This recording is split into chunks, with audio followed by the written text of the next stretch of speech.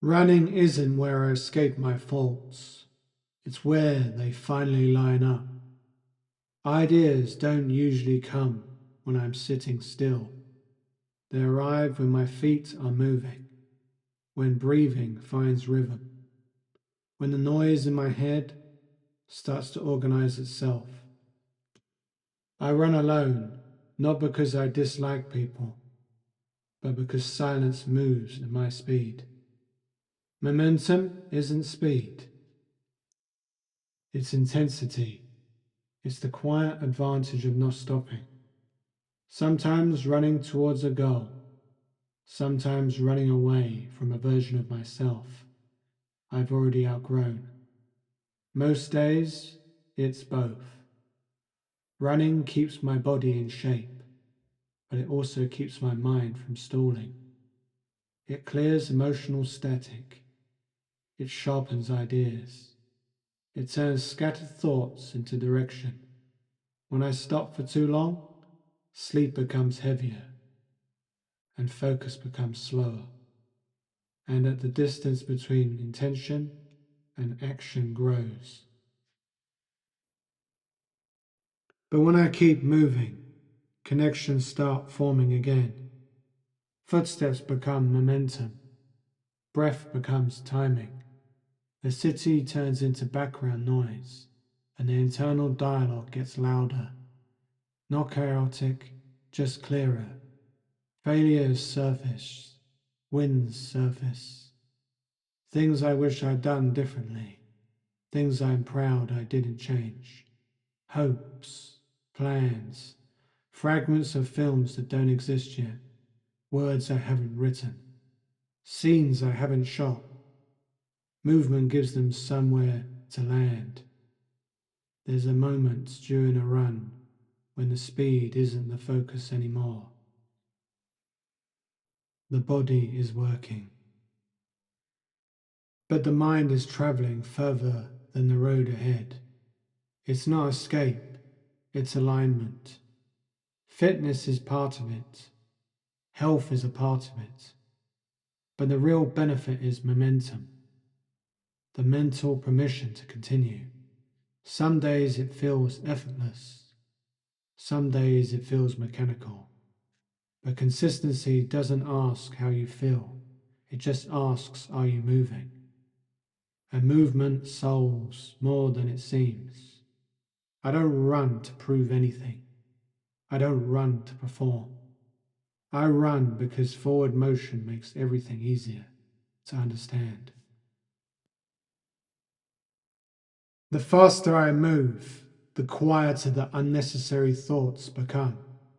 No silence, just clarity. Momentum isn't dramatic. It doesn't announce itself. It builds quietly, step by step, breath by breath, decision by decision. You rarely notice it, why it's happening. You only notice it when it's gone. And once you've felt it, standing still feels unfamiliar.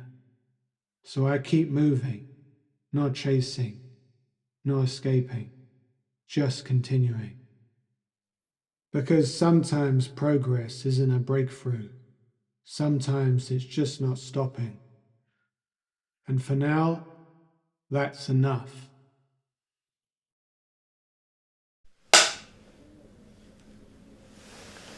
Yeah. Here it is.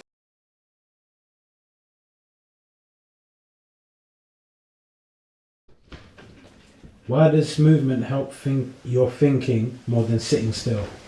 When I'm moving, my mind is not crowded. It's not about speed, it's about rhythm. Ideas manifest themselves when I'm moving and my mind is not crowded.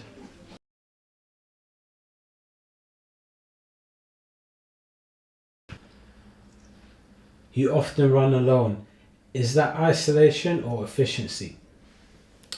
I run alone because other people slow me down, and when I'm running, I get lots of ideas for different things, mainly characters and stories I would like to create. And also, sometimes I need a break from people because they can clutter my mind. And when I run, I want to be free.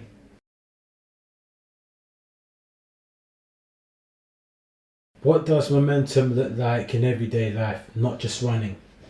Momentum from everyday life is having the energy and power to pursue your goals and get that target lined up on that goal, and it gives you unlimited strength and energy to keep going, and it carries you even further, and it just you keep on going until you manage to accomplish whatever is in your way, whatever goal that may be.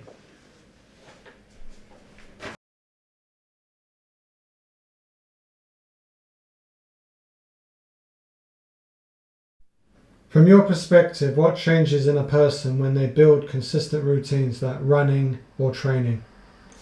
It builds character. So, like with anything,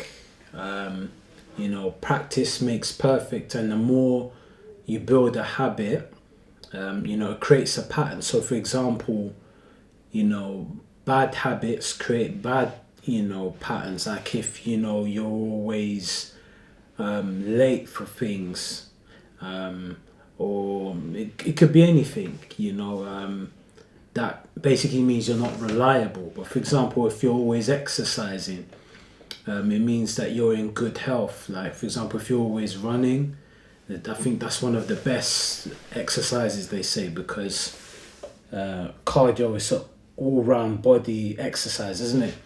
And but it's not just true of exercising, it could be of anything.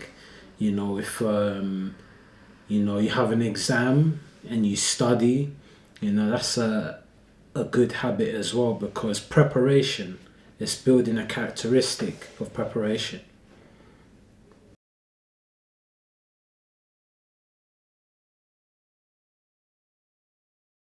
Do you think people underestimate the mental side of physical movement?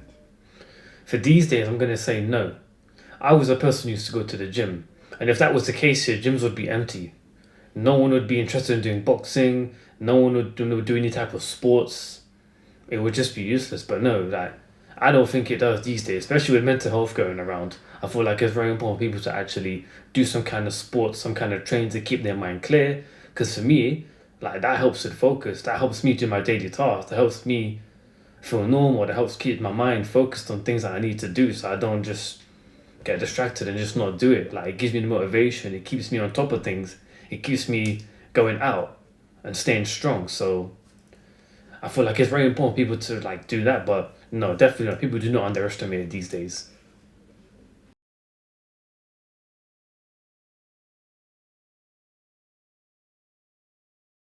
So, is momentum something people find, or is something they build? It is definitely built because it develops from repetition. And as soon as you repeat it continually, you're running on autopilot, and it generates that leverage, that energy. Sometimes you can do it without even thinking about it because it's already a part of you. It's in your system, it's in your flow, it's in your organization, it's in your dynamism as a whole. Yeah.